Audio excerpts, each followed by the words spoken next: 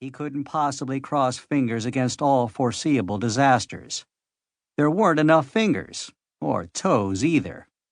But it was good that so far the schedule had held. He went downstairs. Major Holt was pacing up and down the living room of his quarters. Electric lights burned, but already the windows were brightening. Joe straightened up and tried to look casual. Strictly speaking, Major Holt was a family friend who happened also to be security officer here, in charge of protecting what went on in the giant construction shed. He'd had a sufficiently difficult time of it in the past, and the difficulties might keep on in the future. He was also the ranking officer here, and consequently the immediate boss of Joe's enterprise. Today's affair was still highly precarious.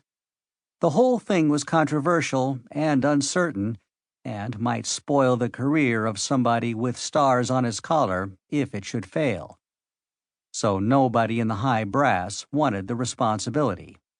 If everything went well, somebody suitable would take credit and the bows.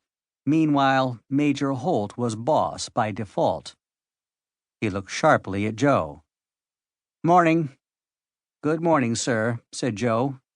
Major Holt's daughter Sally had a sort of understanding with Joe, but the Major hadn't the knack of cordiality, and nobody felt too much at ease with him. Besides, Joe was wearing a uniform for the first time this morning. There were only 8 such uniforms in the world so far. It was black whipcord, with an Eisenhower jacket, narrow silver braid on the collar and cuffs, and a silver rocket for a badge, where a plane pilot wears his wings. It was strictly practical.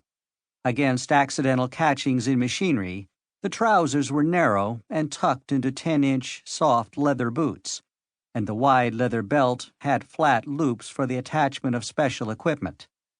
Its width was a brace against the strains of acceleration. Sally had had much to do with its design. But it hadn't been decided by the Pentagon whether the space exploration project would be taken over by the Army or the Navy or the Air Corps, so Joe wore no insignia of rank. Technically, he was still a civilian. The deep-toned noise to the south had become a howl, sweeping closer and trailed by other howlings. "The pushpots are on the way over, as you can hear," said the Major detachedly in the curious light of daybreak and electric bulbs together. "Your crew is up and about. So far, there seems to be no hitch. You're feeling all right for the attempt today?" "If you want the truth, sir, I'd feel better with about 10 years' practical experience behind me. But my gang and myself, we've had all the training we can get without an actual takeoff. We're the best trained crew to try it. I think we'll manage." "I see," said the Major. "You'll do your best." "We may have to do better than that," admitted Joe wryly. "True enough, you may." The Major paused. "You're well aware that there are, people who do not altogether like the idea of the United States possessing an artificial satellite of Earth."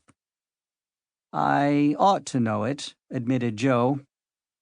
The Earth's second man-constructed moon, out in space for just 6 weeks now, didn't seem nowadays like the bitterly contested achievement it actually was. From Earth, it was merely a tiny speck of light in the sky, identifiable for what it was only because it moved so swiftly and serenely from the sunset toward the east, or from the night's darkness into the dawn light. But it had been fought bitterly before it was launched. It was first proposed to the United Nations, but even discussion in the Council was vetoed. So the United States had built it alone.